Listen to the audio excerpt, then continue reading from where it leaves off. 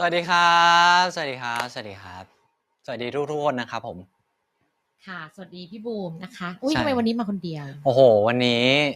พอดีสมาร์ทไม่สบายนะครับพอดีอาหารเป็นพิษฉับพลันแล้วก็ตอนนี้ก็ไปโรงพยาบาลเรียบร้อยแล้วครับแล้วก็ได้มีการโทรคุยกันเรียบร้อยแล้วก็ตอนนี้น้องปลอดภัยแล้วนะครับก็ไม่ต้องห่วงนะครับเดี๋ยววันนี้จะไลฟ์เผื่อสมาร์ทเองฝากแฟนๆทุกคนเป็นกำลังใจให้ด้วยนะครับมาพูดถึง EP 6 ที่ผ่านมากันหน่อยดีกว่าค่ะครับขึ้น Worldwide Trend กันอีกแล้วนะคะแล้วก็ยังเป็นอันดับ1ใน VTV อีก10ประเทศด้วยรู้สึกยังไงบ้างโหดีใจมากเลยครับก็แบบช่วงแบบคือแฟนๆแบบให้การตอบรับดีมากครับแล้วก็รู้สึกแบบภูมิใจมากๆที่แบบว่าแฟนๆรักท็อปฟอร์มขนาดนี้นะครับแล้วก็ขอบคุณทุกกำลังใจที่ส่งให้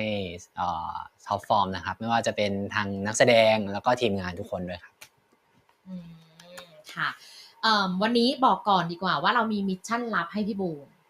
ก็คือเราจะมีโจทย์ทั้งหมด10ข้อนะคะถ้าพี่บูมเป็นถามตอบเหรอครับไม่ใช่เราจะเป็นมิชชั่นแบบเป็นการกระทำของพี่บูมเช่นจับแขนมองไฟหรืออะไรแบบนี้ไม่ว่าการกระทำไหนของพี่บูมก็แล้วแต่มีผลกับมิชชั่นนี้ทั้งหมดถ้าพี่บูมทำเกิน5ข้อที่เราเขียนไว้ในเนี้ยจะถูกลงโทษ5ข้อเองเหรอทั้งหมดมี10ข้อ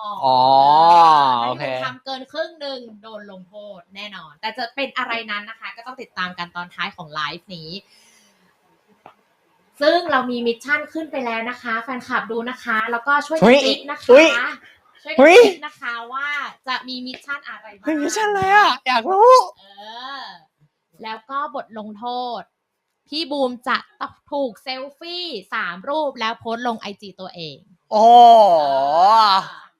3โพสต์เลยเหรอ3โพสต์เลย3โพสต์5โพสต์นะคะอุ้ยหันโอ้ยหันหนีเลยอ่ะเฮ้ออุ้ยมีนักติ๊ก1ติ๊ก1นะคะเฮ้ยจริงปะจริงเฮ้ยเมื่อวานปล่อย Special Honey Scene ไปแล้วเนาะเป็น Black Honey Cut นะคะติดเทรนด์ทั้งไทยแล้วก็ต่างประเทศเลยรวมถึง Worldwide Trend ด้วยรู้สึกยังไงบ้างก็ดีใจมากเลยครับแล้วก็แฟนๆแบบแท็กมาหาเยอะมากครับก็มีแต่คนบอกว่าสมชื่อจริงๆเป็น Black Honey Cut แล้วแบบคือมันจะเป็นแบบเหมือนเป็นขาวดำแล้วก็แบบเหมือนแบบรู้สึกว่าพระเอกของเรื่องเนี้ยคือน้ำผึ้งแล้วแบบรู้สึกแบบโหขอบคุณทีมงานมากๆนะครับที่แบบว่าตั้งใจทำกันขนาดนี้นะฮะแล้วแบบสวยมากๆสวยจริงๆครับแบบให้ความรู้สึกแบบเหมือนแบบมันเล่าเรื่องแบบคนละแบบเลยอ่ะเหมือนแบบคล้ายๆกันแต่ว่าความรู้สึกมันแบบมันแตกต่างใช่ครับเห็นคอมเมนต์นึงบอกว่าพอเห็น Black Honey Scene เนี้ยเขารู้สึกว่าเป็นเซฟโซนของกันและกันจริงๆได้มีการพูดคุยจริงๆแล้วก็รู้สึกว่าทั้งสองคนลิงก์กันได้ดีมากๆขอบคุณมากค่ะพอพูดถึง Honey Scene แล้วคิดว่าเป็นซีนที่หลายคนประทับใจวันนี้พี่บูมก็ไม่ได้มาคนเดียวใช่ครับแล้วมีทีมงานจากทีมท็อปฟาร์มมาด้วยขอเสียงเย้เรียนเชิญครับทุกท่านมาแล้วนะคะวันนี้เรามีเชิญเลยครับผมเชิญครับค่ะทั้งหมดนี้นะคะเป็นทีมงานท็อปฟอร์มได้เห็นซีรีส์ภาพสวยๆเรื่องราวดีๆแบบนี้นะคะจากฝีมือของ3ท่านนี้เลยแนะนำตัวกันหน่อยค่ะโอเคอันนี้พูดแล้วมันก็ดังในนู้นหรอใช่เฮ้ยเราพูดเหมือนเราไม่อยู่มาถึงก็โปเลยสวัสดีครับบอสครับเป็นผู้กำกับครับผมสวัสดีค่ะแซนดี้นะคะเป็นช่างภาพค่ะสวัสดีค่ะปอนค่ะเป็นแคสติ้งดีเรคเตอร์ค่ะมองอะไรนะเมื่อกี้มองทำไมนะไม่ต้องบอกว่ายินดีต้อนรับทีมงานทุกๆคนนะครับเย้ในที่สุดวันนี้บุ้มก็ไม่โดดเดี่ยวอีกต่อไปใช่เรามาเริ่มกันที่มุมกลับดีกว่าคุณบอสนะคะวันนี้บอสก็เราได้ยินเสียงกันมาหลายรอบแล้วเนาะแฟนๆที่ Space เนี่ยก็อยากรู้แล้วว่าหน้าตาเป็นยังไงคอมเมนต์เนี่ยบอกว่า อุ้ยเป็นพระเอกได้เลยค่ะ ทำดีๆทำดี ไม่ได้เนาะตำแหน่งนี้ต้องยกให้พี่สมาร์ทพี่บอส ครับผม หลายคนถามว่าตอนถ่ายฮันนี่ซีนกดดันมากแค่ไหน แล้วก็บีฟนักแสดงยังไงคะ ถึงได้ซีนมาขนาดนี้ โอ้ตอนถ่ายฮันนี่ซีนใช่ป่ะฮะบอกว่าพอยต์ของฮันนี่ซีนจริงๆอ่ะมันคือความ comfortable ของนักแสดงเนาะมันคือความสบายใจความรู้สึกว่าแบบไม่เกรงอ่ะแล้วก็จริงๆเราคุยกันมาเยอะแล้วแหละว่าแบบเราจะทำอะไรบ้างถ้าเป็นแบบไหนเหตุการณ์มันจะเกิดอะไรขึ้นอะไรเงี้ยครับก็เลยบอกว่าพอยต์มันคือการสบายใจแล้วก็วิธีการออกแบบการถ่ายทำครับผมมังงะมีเปอร์เซ็นต์มากแค่ไหนกับการตัดสินใจในการแบบทำซีนหรือว่าครีเอทในแต่ละซีนคะเหมือนมังงะครับจริงๆแล้วมังงะเป็นอินสปายแรกก่อนเนาะว่าแบบโครงสร้างของเรื่องของมังงะที่เล่าเขาเล่ายังไงอะไรเงี้ยแล้วก็บอกก็พยายามหาช็อตบางอย่างที่คล้ายกับของเขามารีเลทด้วยแล้วก็ extend ต่อด้วยว่าแบบเราจะเล่ายังไงแล้วก็บอสพูดศัพท์ภาพยนตร์ไปปะวะ ได้พูดเลย แฟนอยากฟังเบื้องหลังเหมือนจริงๆแล้วเราต้องกลับไปที่โครงสร้างของตัวออริจินอลเลยว่าจริงๆแล้วแบบมีนิ่งของซีนเนี้ยแบบอาจารย์อยากเล่าอะไรเงี้ยแล้วบอสก็ไปหาอะไรมาจับเพิ่มอีกว่าแบบมีนิ่งของซีนนี้มันคือความรักความหวยหาพอเราได้คอไอเดียของตรงนั้นมาแล้วครับมันถึงออกแบบไปสู่การแสดงและกล้องครับไปที่ตากล้องค่ะพี่แซนดี้พี่แซนดี้ตอนถ่ายได้ข่าวว่าอยู่คนเดียวเลยไหมในซีนนั้นใช่หรือไม่ซีนฮันนี่ใช่ไหมคะใช่ยิง2 กล้องแต่ว่าตอนแรกคุยว่าถ้าจะกล้องเดียวไหมเพราะว่าเพื่อความสบายใจของนักแสดงแต่นี้เราไม่เขินเริ่มนั่งตามสบายวันนี้เราสบายแต่ว่าเหมือนแบบพอคุยกันแล้วรู้สึกว่าสองกล้องไปเลยก็ได้เพื่อที่เหมือนแบบเราจะได้มีมุมไปตัดเพิ่มอะค่ะใช่แล้วก็อันนี้เป็นเขาแบ่งหน้าที่กันยังไงคะตากล้อง2 คนเนี้ยก็มันจะมีเป็นเหมือนภาพกว้างแคบแต่ซึ่งพี่แซนดี้รับบทเป็นภาพหลักก็คือภาพกว้างเอาอย่างนี้เหมือนช่วยแล้วกันคือตากล้องจะมี2 คนมือกล้อง A กับกล้อง B ครับพี่แซนดี้จะเป็นกล้องหลักกล้อง A ใช่ป่ะแล้วส่วนใหญ่อะครับกลับไปที่วิธีการถ่ายคือจริงๆเราจะชอบใช้แฮนด์เฮลกันอะวิธีถ่ายแบบแฮนด์เฮลนี่แหละได้พูดแล้วนะพี่แซนดี้เหมือนแบบว่าสาววายที่บอกว่ากล้องสั่นนะครับปวดหัวอะไรอย่างนี้ใช่ไหมจริงๆแล้วเราตั้งใจนะเราตั้งใจจริงๆให้กล้องมันเหมือนการหายใจของตัวละครอ่ะแล้วก็กล้อง A กับกล้อง B อ่ะครับกล้อง B เขาจะเป็นพี่ผู้ชายพอเขาเป็นพี่ผู้ชายอ่ะเขาก็จะหายใจใกล้กับจินแล้วพี่แซนดี้อ่ะจะหายใจใกล้กับอาคินหลักๆเวลาเราเข้าโคสอัพพี่แซนดี้จะโคสอัพอาคินแล้วก็กล้อง B จะโคสอัพจินเข้าใจคืออาคินอ่ะจะนิ่งกว่าใช่ไหมแล้วก็จินจะแบบแอคทีฟหน่อยอะไรแบบนี้ก็เลยจะเป็นแบบแฮนด์เฮลใช่ครับเข้าใจพี่บูมตอนที่มีพี่แซนดี้กับตากล้องอีกท่านหนึ่งอยู่ด้วยกันทั้งหมด4 คนถูกไหมคะรวมสมาร์ทในซีนฮันนี่ซีนในซีนฮันนี่ซีนจริงๆมีคนนะครับรายล้อมอยู่แถวนั้นมัน10 คนได้นะ10 คนได้ก็คือมีก็คือเป็นเฮดของทีมนั้นๆมากกว่าครับก็คือคนที่เป็นแบบครูคนอื่นอ่ะที่แบบไม่จำเป็นจริงๆก็เอาออกครับแล้วก็เพื่อที่จะแบบทำให้ทุกอย่างมันรีเซ็ตเร็วทำอะไรเร็วครับเราจำเป็นต้องมีคนที่นี่แหละสแตนบายอยู่ใช่ครับพี่บูมรู้สึกยังไงตอนนั้นก็จริงๆก็คือเหมือนแบบว่าพอเรามีการคุยกันไว้ก่อนใช่ไหมแล้วแบบพอทีมงานช่วยซัพพอร์ตเราโดยการที่แบบสกรีนคนออกให้แบบเหลือน้อยที่สุดเพราะว่ากองถ่ายเวลาทำงานคนเยอะมากน้อยแล้วเนาะ10 คนเนาะใช่คือน้อยแล้วครับแบบเหมือนสกรีนออกเพราะว่าแบบมันต้องมีแบบในเรื่องของไฟในเรื่องของแบบอะไรเงี้ยใช่เสียงจุ๊บจับที่ได้ยินใช่ครับแล้วทีเนี้ยเหมือนแบบพอแบบช่วยสกรีนทีมงานช่วยสกรีนคนออกให้อ่ะเรารู้สึกแบบเราสามารถที่จะเล่นได้แบบอย่างสบายใจมากขึ้นแล้วก็แบบเหมือนเขาเรียกว่าอะไรอ่ะได้ปลดปล่อยตัวเองได้มากขึ้นอะไรเงี้ยใช่ครับโตมากขึ้นตอนที่บอสบอกว่าไปอาบน้ ในรอบที่5รู้สึกโกรธหรือว่ารู้สึกอะไรไหมรู้สึกยังไงดีกว่ารู้สึก รู้สึกแบบอีกแล้วเหรอ อีกแล้วเหรอ ฉันต้องอาบน้ำอีกแล้วใช่ไหมอะไรเงี้ยใช่ครับก็เข้าใจเพราะว่าเหมือนพอเราทำงานคือตอนนั้นที่ขายมันประมาณกลางเรื่องแล้วก่อนจะมาถ่ายซีนฮันนี่แล้วทีเนี้ยคือเราจะพอรู้อยู่แล้วว่าแบบบอสเขาจะเป็นคนที่แบบเขาจะถ้าเขาแบบยังไม่ได้ก็คือมันยังไม่ได้จริงๆแล้วแบบคือเขายังรู้สึกว่ามันได้มากกว่านี้เขาเลยแบบอันนี้เป็นส่วนหนึ่งที่แบบประทับใจนะฮะเพราะว่าแบบเรารู้สึกว่าเขาทุ่มเทกับงานและเขาเรียกร้องจากเราแบบเยอะหมายถึงแบบไปให้มากกว่านี้ส่งความรู้สึกมากกว่านี้ให้มันรู้สึกมากกว่านี้ให้มันแบบอิโมชัน a ลมากกว่านี้อะไรเงี้ยเราก็ยิ่งเขาแบบเรียกร้องมาสูงอ่ะเราก็จะพยายามไปให้ได้สูงที่สุดพุทเราให้ไปถึงตรงนั้นใช่ใช่ใช่เหมือนแบบเหมือนเขาจะคอยดันเราอยู่ข้างล่างอะไรเงี้ยแบบว่าไปสิไปสิไปสิไปสิไปสิอะไรเงี้ยใช่มาถึงนี่ดีกว่าหลายคนพูดว่าทำไมถึงแคสตัวละครมันได้ดีขนาดนี้เหมือนมังงะสุดๆไปเลยไม่ความดีความชอบนะคะ ให้ casting director เลย casting director ของเราครับกดดันกันจังเลยในแต่ละคาแรคเตอร์มีเกณฑ์ยังไงหรือว่ามีวิธีการเลือกยังไงบ้างถ้าพูดถึงการแคสเนี่ยน่าจะแบบเรื่องใหญ่เรื่องยาวเพราะว่าเราใช้เวลาแคสกันนานมากแล้วก็เหมือนปนแคสทั้งหมดจริงๆก็คือ5ตัวละครใช่ไหมคะจินอาคินจอนนี่นารูแล้วก็พี่เจดอะไรเงี้ยใช่ถ้าถามว่าแบบเหมือนใช้อะไรในการแคสใช่ไหมคะโทษทีค่ะสมาธิสั้นทางแก๊งขอโทษที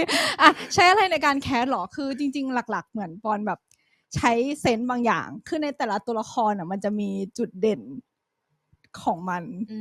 อย่างเช่นสมมติว่าอย่างเช่นอาคินอะไรเงี้ยคือสำหรับปอนอาคินมันไม่ใช่แค่ว่าเล่นหรือแสดงเก่งก็จะสามารถเป็นตัวละครนี้ได้ไม่ใช่แค่ว่าคุณเป็นแบบซุปตาอยู่แล้วก็จะสามารถเป็นตัวละครนี้ได้ค่ะมันต้องมีบาลานซ์หรือมวลความรู้สึกอะไรบางอย่างที่มันทำให้ปอนรู้สึกว่านี่แหละอาคินอะไรเงี้ยอาจจะเป็นด้วยความที่แบบเหมือนปอนกับพี่บอสก็จะมีความจูนกันมาตั้งแต่แรกว่าเราต้องการอะไรในตัวละครนี้อะไรเงี้ยแล้วก็มีความเรื่องมากกันพอสมควรใช้คำนี้ดีกว่าเรื่องมากกันพอสมควรกว่าจะได้แบบจริงๆขึ้นมาสักคนหนึ่งอะไรประมาณนี้ค่ะเพราะพี่บุ๋มพูดหลายรอบที่ไปออกสื่อเนาะไปเดินสายพี่บุ๋มบอกว่าตอนที่พี่บุ๋มแคสพี่บุ๋มบอกว่าไงนะคะแคสหลายรอบใช่ไหมคิดว่าตัวเองจะไม่ได้บทนี้แล้วใช่ไหมแคสหลายรอบแล้วผมก็คิดว่าตัวผมจะไม่ได้บทนี้คือแบบจากใจเลยแบบว่ามันตั้งแต่คือเราแคสหลายรอบจนเรารู้สึกแบบว่าแล้วเราแคสไปแล้วเขาเงียบอะไรเงี้ยก็คือแบบ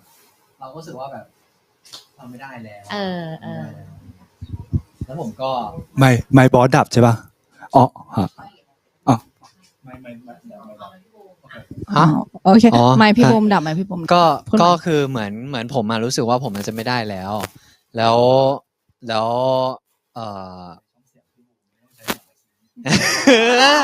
ไม่แล้วเราก็เลยรู้สึกแบบว่าคือเราอยากทำยังไงก็ได้คือผมบอกกับตัวเองว่าแบบคือตั้งแต่ตอนแคสที่เล่นด้วยกันแล้วแบบมันเป็นฉากอิมพอไว้ซึ่งเดี๋ยวไม่แต่เดี๋ยวทุกคนจะได้เห็นนะฮะก็คือมันจะเป็นฉากที่แบบอยู่ EP ท้ายๆนะฮะแล้วตั้งแต่ตอนนั้นผมแคสไปแล้วผมรู้สึกว่ามันแบบติดอยู่ในใจผมแล้วพอผมไม่ได้ผมก็รู้สึกว่าผมต้องทำอะไรสักอย่างให้ผมได้อันนี้ด้วยการทักไปหาเขาบอกว่าแบบทักไปหาเลยคือทักไปหาเลยบอกว่าแบบได้โปรดเถิดเรียกผมมาแคสอีกซีนึงได้ไหมแบบคือผมอยากเล่นบทนี้จริงๆแล้วแบบคือ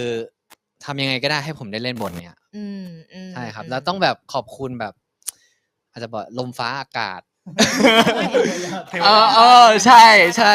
อาจจะต้องแบบขอบคุณแบบที่ทีมงานยังไม่เลือกคนอื่นหรือว่าแบบอะไรไปนะฮะแล้วก็แบบเหมือนแบบคือสุดท้ายทำให้บูมได้เล่นเรื่องนี้ใช่ครับวินี่ฟังก็น้ำตาจะไหล พี่บูมจะไหลยัง จริง อ๋อไม่ไหลอ่ะ หรือแบบ เดี๋ยว เรา เดี๋ยว อิน มา ไซต์กว่านั้นเลยว่าเหมือนพี่บูมอะมาแคสแบบร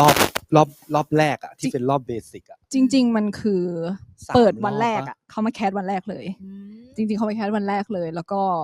เหมือนวันนั้น จริง ๆ วันนั้นอ่ะเขาแบบเข้า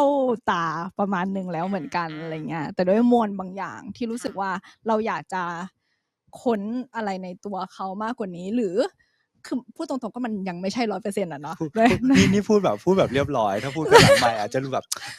energy แบบไม่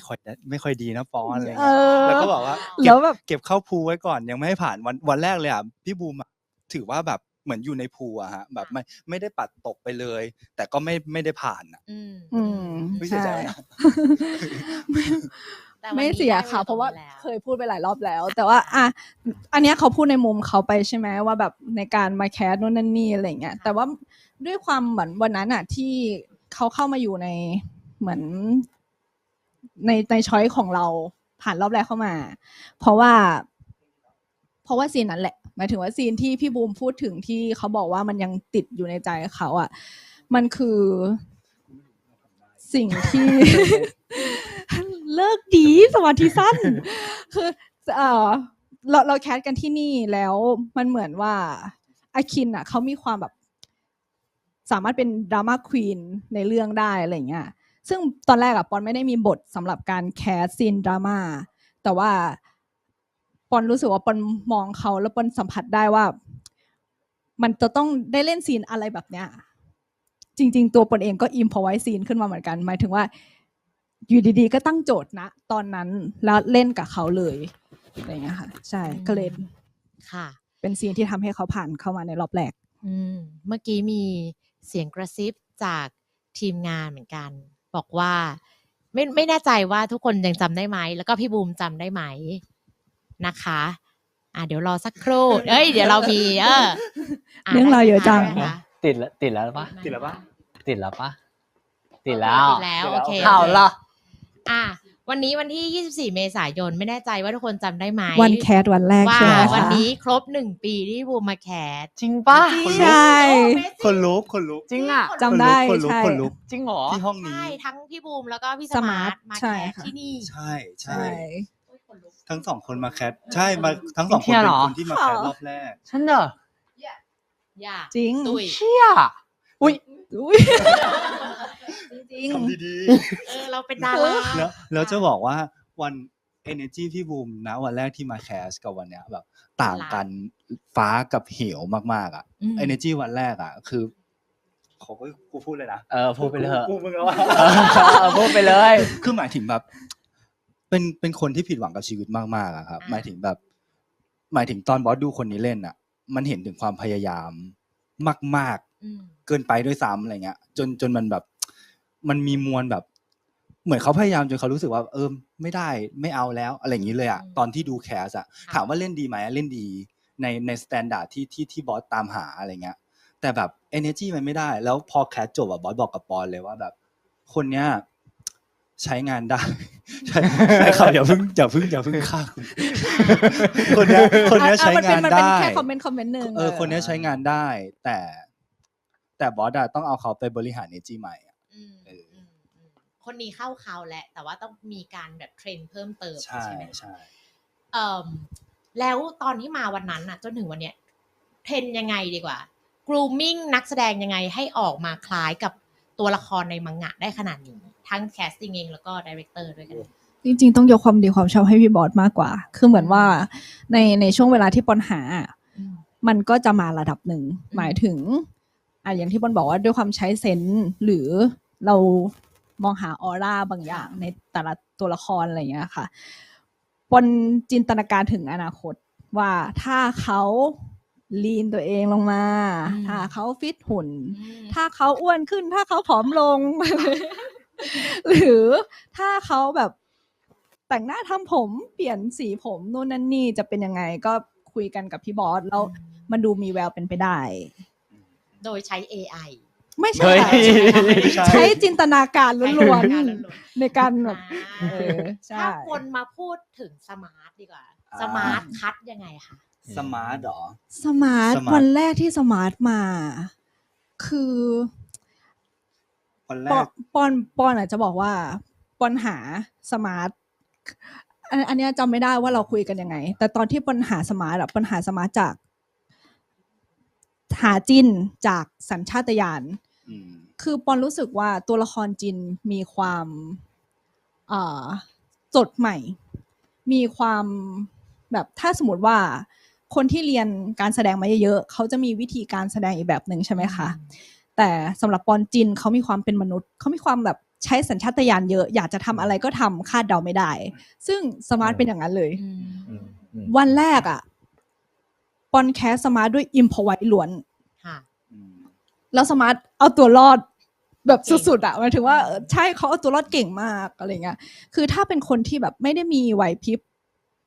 เอาตรงๆนะวันนั้นอะในการอิมพอไว้แบบ ไม่ว่าจะเป็นคอมเมดี้ซีนหรืออะไรก็ช่างอะไรเงี้ยสมาร์ทดูแบบชายที่สุด อืม ในวันนั้นเขามีไหวพริบดีใช่ พี่บอส เปล่าๆกำลังนึกภาพว่าวันนั้นมีใครบ้างเนี่ยแต่คีย์เวิร์ดวันแรกที่เจอสมาร์ทเลยอะแบบคนเนี้ยสว่าง สว่าง หมายถึงแบบเหมือนส่วนใหญ่เวลาใครมาแคสอะครับแบบหน้าตารูปลักษณ์อะทุกคนดูดีหมดแหละถ้าเดินทางมาถึงวันที่ถูกผ่านมาแคสได้อะแต่บอสจะชอบ trust energy มากกว่าเหมือนที่บอสบอกว่าพี่บูมแบบว่าแบบ energy แบบ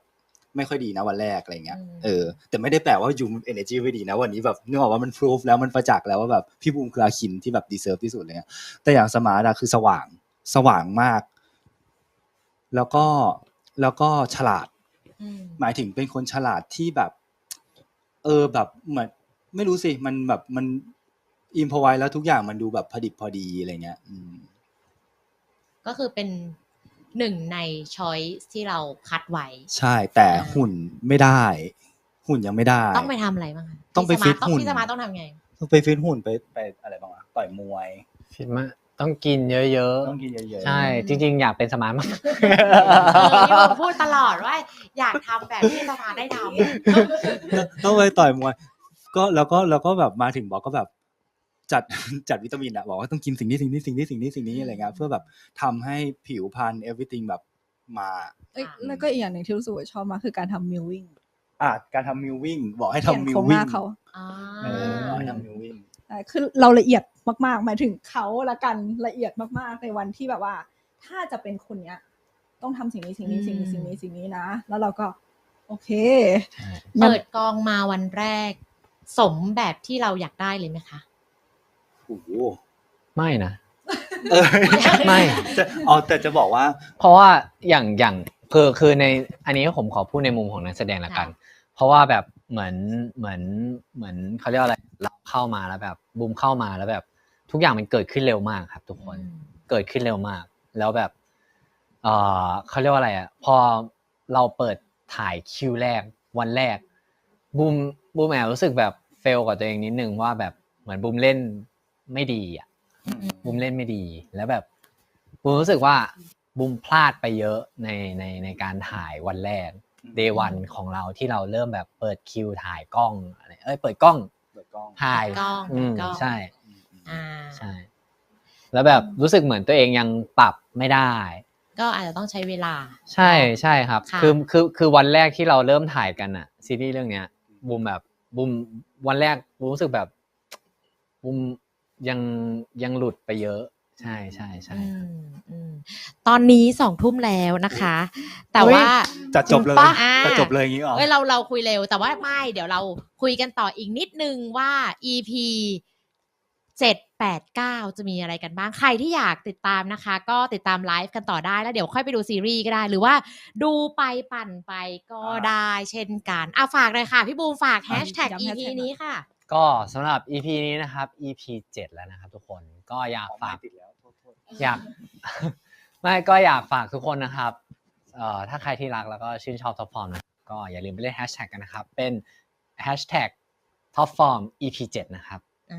ท็อปฟอร์ม EP 7และเซอร์ไพรส์กว่านั้นนะคะในวีคนี้เราจะมีอะไรพิเศษมาเซอร์ไพรส์ค่ะพี่บูมวีคนี้เราจะมีมินิแฟนมีนะครับทุกคนก็ที่วันอาทิตย์นี้นะครับวันที่27เราจะมีมินิแฟนมีกันที่ Union Mall ครับ ชั้น5 Co Event Studio นะครับถ้าสำหรับใครที่มีบัตรแล้วก็เจอกันที่งานนะครับส่วนใครที่ไม่มีมาเจอกันที่งานได้นะครับเพราะว่าอีเวนต์เนี่ยตัวอีเวนต์จะเป็นกระจกนะครับแล้วก็สามารถอยู่รอบๆแล้วก็เดี๋ยวพอเสร็จงานแล้วเนี่ยเราจะมีการไปถ่ายเก็บโปรเจกต์กันที่ Union Mall ด้วยนะครับใช่มาถ่ายรูปด้วยกันนะครับทุกคน ค่ะ และเซอร์ไพรส์ยังไม่จบ ครับ วันนี้นอกจากจะได้ดู EP 7 แล้วนะคะ เรายังมี Fast Track ใช่ อ่า ใช่ครับทุกคนวันนี้ถ้าสำหรับใครที่อยากดู EP 8 ดู EP 7 จบดู EP จบเลยดู EP 7 จบแล้วเนี่ยสามารถดู EP 8 โดยการซื้อ Fast Tag ได้เลยนะครับทุกคนเพียง29 บาท 29 บาท บาทเองนะครับ ใช่ ถูก ถูกแล้ว อุ้ยมีคนตรวจด้วยอ่ะช่วยด้วยทุกคน เอาอย่าง มีคนตรวจกันบ้าน เอาอย่างนี้เพื่อให้แฟนๆอยากดู EP 7 จะเจออะไรคะ คุณอันนี้ให้พี่บูมสปอยดีกว่า EP 7 จะเจออะไร EP 7บูมพูดแบบเหมือนแบบเร็วๆเลยนะฮะ EP 7 เนี่ยทุกคนจะได้ครบรถมากๆครับมีทุกอย่างเลยแล้วก็มันจะมีซีนละครเวทีด้วยครับซึ่งบูมชอบมากๆแล้วก็เป็นอีกซีนหนึ่งมีอีกซีนหนึ่งที่บูมชอบมากก็คือเป็นซีนชีโฉเจียนนะฮะ ห้องน้ำปะ อ่า ใช่ปะใช่ก็เป็นอีกซีนหนึ่งที่ชอบแล้วจริง EP 7 บูมชอบหลายซีนมากๆแล้วมันน่ารักมากๆแล้วบูมเชื่อว่าทุกคนจะมีความสุขกับมันนะครับแล้วก็ถ้ามีความสุขแล้วอย่าลืมปั่นแฮชแท็กให้บูมด้วยนะครับ Top Form EP 7 นะฮะ คีย์เวิร์ดคืออะไรฮะคีย์เวิร์ด คือ Bite Marks ครับ ท็อปฟอร์มไบมาร์ก อ้าว Top Form by ตรง Mark Top Form เติมท็อปฟอร์มไปนิดนึง Top Form by Mark นะครับทุกคนฝากด้วยนะค ใช่ รับ ฝากด้วยนะคะ แล้วก็ได้ข่าวว่า EP นี้เนี่ยจะมีคนมาลบรอยจูบแต่จะลบด้วยวิธีไหน วิธีไหนคะพุ่มกับ ซ้ำมันลงไปเลย เฮ้ย ซ้ำมันลงไปเลย นี่ไม่ใช่ สปอย อุ๊ย มาแล้วว่า EP 7 จะเจออะไร ผมทำอะไรไปบ้างเนี่ย ผมโดนติ๊ก ต ไป อน เนี่ย นี้น่าจะมีประมาณ หมด ฮะ ทุกอย่าง ก็เกินแล้วดิ ก็เกินแล้ว โห ก็เดี๋ยวมาดูกันว่าจบไลฟ์จะเป็นกี่ข้อนะคะ ทำอะไรไปบ้างเหรอ พี่บอสฝากสปอยนิดนึง ครับ สำหรับคนที่ดู EP 7 จบแล้วนะคะ EP 8 จะเจออะไรคะ ขอคีย์เวิร์ดก่อนดีกว่า 3 คำของ EP 8 โห3 คำเหรอ 3 คำ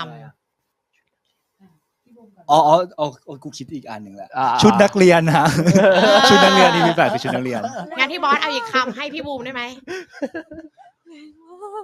เหมือนในหัวคิด อี แบ ก บ คำหนึ่งเลย ผมบอกไปแล้ว เหมือนแบบอีกคำมันคือแบบ เฮ้ยไปไม่ถูกแล้ว อ๋อ มันเกิน3 เสีย อะ เซิงสวยเซิงมาสวยเซิงมา เสียเชิงมาคืออะไรอ่ะ สวยเซิง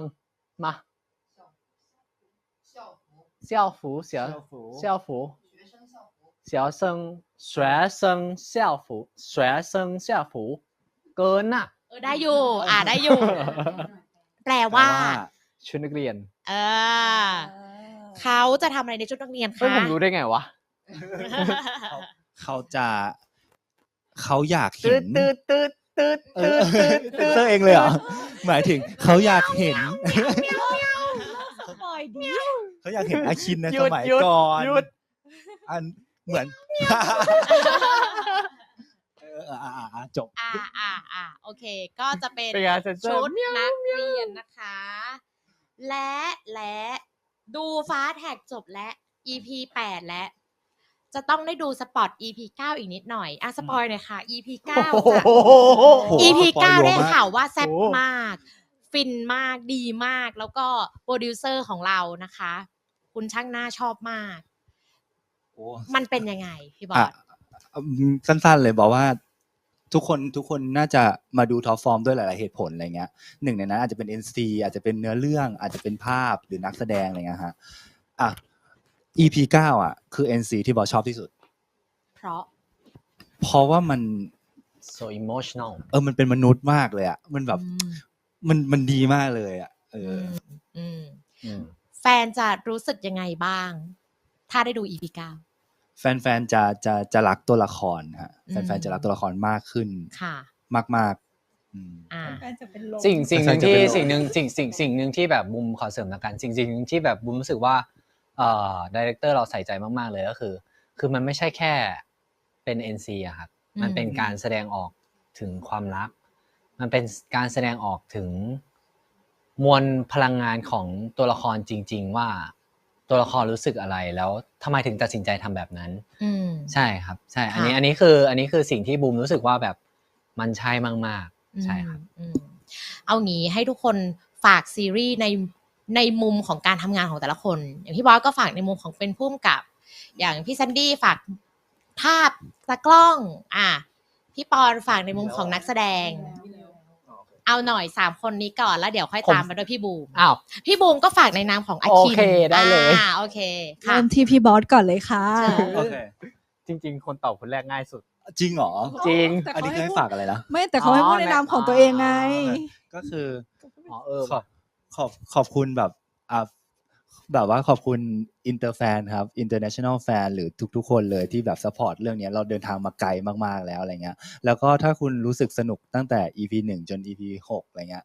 เนื้อเรื่องมันจะเข้มข้นกว่าเดิมแน่นอนฮะแล้วถ้าคุณรักอาคินรักจินหรือรักใครก็ตามในเรื่องนี้คุณจะรักมันมากขึ้นไปอีกครับผมจริงว่ะพูดคนแรกมันง่ายเนาะ คนสุดท้ายตายแน่ พี่แซนดี้ค่ะก็ต้องเรียกอะไรเนี่ยขอบคุณทุกคนมากๆนะคะที่แบบว่าติดตามแล้วก็ชอบผลงานก็คือตั้งใจทำภาพออกมาให้ดีที่สุดค่ะทุกคน แต่อันนี้บุมชื่นชมเลยฮะเพราะว่าแบบเห็นเป็นแบบเป็นผู้หญิงแต่ว่าแข็งแรงมากๆนะครับแล้วก็แฮนด์เฮลตลอดไม่บ่นเลยอันนี้แบบอันนี้ผมชื่นชมมากๆครับชื่นชมมากๆแฮนด์เฮลตลอดไปใช่จริงๆมันมีหลายๆฉากที่แบบถ่ายจนอินเหมือนที่เมื่อกี้จะสปอย EP 9ใช่ปะคือแบบซีนเอ็นซีนนั่นอะร้องไห้ตามจริงๆนะเหมือนว่าแบบบางฉากอะมันเราอินจนแบบมันร้องไห้ตามกับตัวละครไปเลยอะเหมือนทุกคนเชื่อว่าเขาคือตัวละครตัวนั้นทำสิ่งนี้อยู่จริงๆหมายถึงคนในกองอะไรเงี้ยแบบบางคนก็เรียกอาคินบางคนก็เรียกบูมแบบอีเวนต์ว่าพักหรือบางคนก็เรียกสมาร์ทบางคนก็เรียกจินอะไรเงี้ยมันมีความเป็นตัวละครอยู่ในเขามากๆก็คือถ้าเกิดว่าแฟนๆเห็นว่ากล้องกำลังสั่นอยู่ในฉากนั้นใน EP 9อาจจะกำลังร้องไห้ตามอยู่มีฮอปไหมคะหลังไมค์หลังก็มีบ้างพี่ปอนอย่างแรกนะโชคดีมากนะคะได้ฟังเขาพูดยาวขนาดนี้ปกติพูดน้อยมากโอเคขอบคุณเยอะแล้วก็ขอบคุณอีกกันแล้วกันเนาะคืออย่างที่ทุกคนบอกทีมงานทุกคนตั้งใจมากรวมถึงทุกครั้งที่เราได้ฟีดแบ็กมาทีมงานทุกคนก็แบบตั้งใจอ่านฟีดแบ็กไม่ว่าจะเป็นอินเตอร์แฟนหรือไทยแฟนทุกคนอะไรเงี้ยขอบคุณมากๆค่ะที่แบบว่าการที่พวกคุณชื่นชอบพวกเขามันคือความสำเร็จในงานของปอนแล้วแล้วก็อยากจะฝากเรื่องไปแล้วฝากให้ติดตามพวกเขาต่อไปในอนาคตด้วยละกันค่ะขอบคุณค่ะทุกคนก็จะมีเป็นแฟนมีตติ้งในหลายๆประเทศเนาะยังไงก็ฝากอินแฟนติดตามกันด้วยนะคะในอนาคตก็ไม่รู้ว่าจะมีประเทศไหนบ้างก็ลองติดตามกันดูนะคะหรือก็อาจจะไม่ต้องไปดูประเทศเดียวตามไปทุกประเทศdepend on fan ครับ depend on fan ใช่พี่บูมค่ะครับก็สำหรับบูมครับก็ในฐานะที่ได้มีโอกาสมาเล่นเรื่องนี้ก็ภูมิใจมากครับแล้วก็บูมโชคดีมากๆที่มีทุกคนครับเพราะว่าถ้าไม่มีทุกคนบูมไม่สามารถมายืนตรงนี้ได้เลยแล้วก็ฝากทุกคนนะครับถ้ารักท็อปฟอร์มก็ฝากซัพพอร์ตทุกๆคนด้วยนะครับแล้วก็บูมเชื่อว่าบูมพูดบ่อยมากแต่บูมรู้สึกอย่างนั้นว่าท็อปฟอร์มจะเป็นมาสเตอร์พีซของทุกๆคนครับปรบมือค่ะเลยเหรอวันนี้ 3 ทุ่มเนาะอย่าลืมมา ใช่ สเปซกันนะ ใช่ครั คะ บ ใน X เหมือนเดิม ใช่ครับ และเรามาสรุปกันดีกว่าว่ามิชชั่นลับของพี่บูมเนี่ยทำไปกี่ข้อ ทุ นะ กอ คะ ย่าง ข้อแรกเสยผมได้เสยผมไหมคะ ไม่มี ไม่มี ข้อที่ 2 จับหน้า อันนี้ก็จับไปหลายหน้าอยู่นะคะ ข้อที่ 3 นั่งไขว่ห้าง ไม่ได้นั่งไขว่ห้าง ข้อ 4 กอดตัวเอง โหบ่อยเลยอ่ะ แต่ว่าเมื่อกี้มี โอ้ยจริงเหรอ 2 แล้วนะ ข้อ 5 แตะปาก มี ไม่มี มี มีเหรอ แฟนๆติ๊กกันอยู่ มีเหรอ มี ไม่มี ก็เชื่อเขาเถอะ โอเค เขาดูอยู่ก็เชื่อเขาเถอะ ท่านผู้ชมคะ จับได้แล้ว อ้าว ข้อที่ 6 สั่นขา ก็มีนะคะ ข้อที่ 7 อันเนี้ยแฟนๆพูดกันเยอะมากว่าพี่บูมชอบพูดคำว่ามีนะคะ ข้อที่ ข้อที่ 8 กัดนิ้วไม่มีนะคะ ข้อที่ 9 เอามือปิดหน้ามี ข้อที่ 10 ทำท่าคิดมี โอ้โห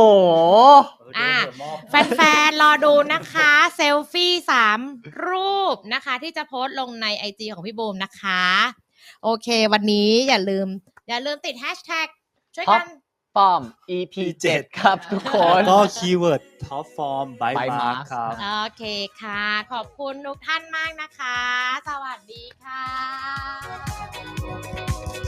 ขอบคุณค่ะ ไปดู EP 7 กัน